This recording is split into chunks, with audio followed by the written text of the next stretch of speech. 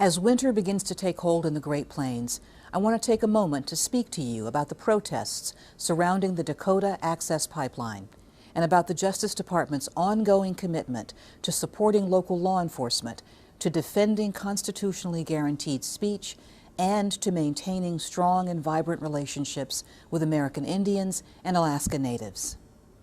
For the last several months, the Department of Justice has been monitoring the situation in North Dakota closely, and we remain in close communication with law enforcement officials, tribal representatives, and protesters in an effort to reduce tensions and foster dialogue.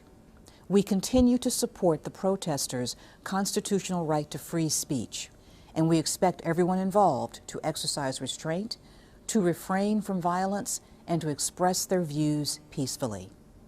Let me stress that violence is never the answer, and that all of us have a responsibility to find common ground around a peaceful resolution where all voices are heard. Our first concern is the safety of everyone in the area, law enforcement officers, residents, and protesters alike.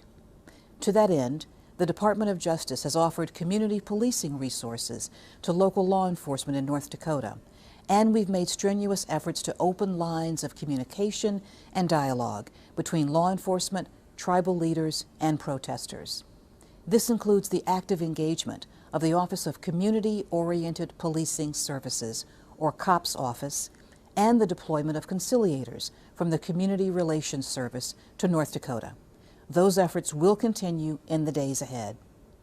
In addition, today, I have directed senior department officials from the Office of Tribal Justice, the COPS office, the Community Relations Service, and the local U.S. Attorney to continue to address concerns that have been raised, to redeploy to the region as needed, and to help support constitutional law enforcement, prevent violence, and to preserve peace and liberty in the protest area.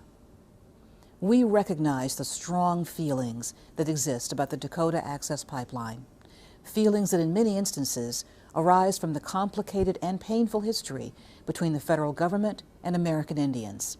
We will remain committed to working with all stakeholders to enforce the law, to maintain the peace, and to reach a just solution to this challenging situation. Thank you.